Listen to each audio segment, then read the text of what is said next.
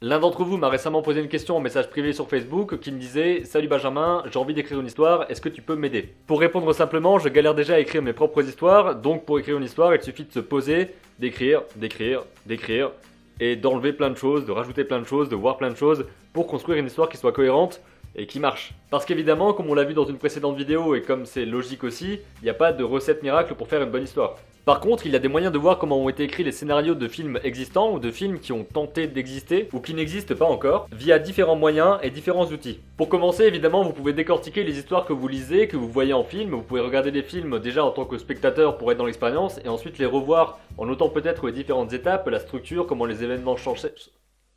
Comment les événements s'enchaînent, comment les personnages sont introduits, comment est-ce qu'ils évoluent tout au long du film, c'est vraiment très intéressant pour se rendre compte de la structure qu'il y a, du squelette qu'il y a derrière un film ou derrière une histoire, que ce soit dans un livre ou dans un film ou peu importe. Si on part là-dessus, même dans un jeu vidéo, vous pouvez étudier l'histoire et étudier comment le gameplay sert l'histoire. Ça, c'est la façon de le faire tout seul, c'est-à-dire sans avoir une ressource extérieure, que ce soit un livre théorique ou alors un site internet dont on va parler juste après. Vous vous posez, vous lisez, vous regardez, vous prenez des notes et vous décortiquez ce que vous voyez pour comprendre comment ça fonctionne et pour comprendre comment vous pouvez insuffler ces outils et ces différentes étapes, ces différentes structures dans vos productions à vous.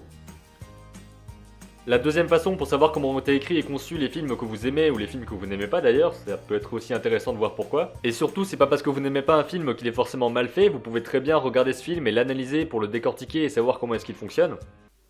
Très souvent, les scénarios des films les plus connus sont disponibles sur internet, il suffit de marquer le nom du film plus scénario ou plus screenplay, qui vous permettra de les voir en anglais et ça vous permettra d'apprendre aussi l'anglais, parce que je vous rabâche un petit peu tout le temps qu'il faut savoir parler anglais parce que c'est vraiment très pratique, surtout dans le milieu de l'anime, du cinéma, il y a beaucoup de ressources qui seront là pour vous apprendre plein de trucs, mais qui seront en anglais.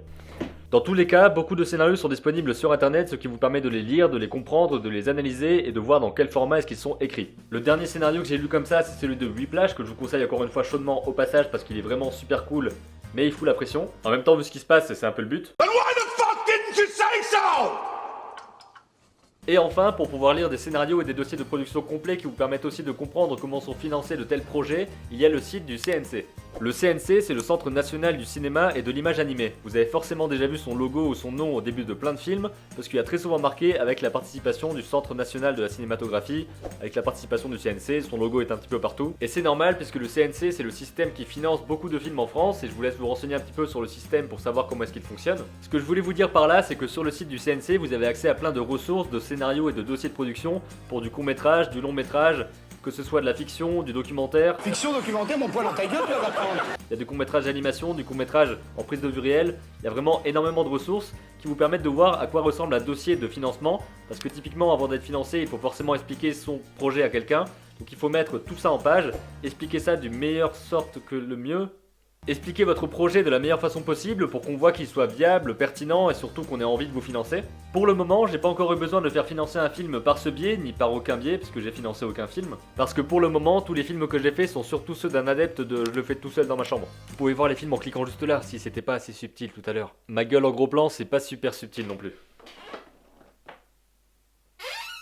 Voilà ce que je voulais partager avec vous, une petite info, une petite manière de mieux savoir comment est-ce qu'on écrit des scénarios. Je suis pas du tout un pro dans le sujet, j'écris mes premiers scénarios, mes premiers dossiers, donc disons surtout que je profite de la chaîne pour vous partager ce qu'on m'apprend à l'école et ce que je découvre petit à petit. Là par exemple le coup du CNC, c'est notre prof de cinéma qui nous a dit d'aller là-dessus, parce que c'est vraiment une ressource intéressante qui nous a permis de comprendre comment est-ce qu'on fait les choses. Si vous avez d'autres questions, des interrogations, des envies de projet, des envies de raconter ce que vous faites en ce moment, qui a un rapport avec le fait de raconter des trucs, me dites pas je suis en train de manger ou...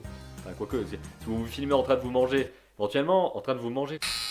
Le fait que ce genre de black bug soit pas écrite, est-ce que c'est rassurant ou effrayant? Merci d'avoir regardé cette vidéo, on se retrouve très vite pour une prochaine, et d'ici là, comme d'habitude, créez vos images et racontez vos histoires. C'était bien la fin là ou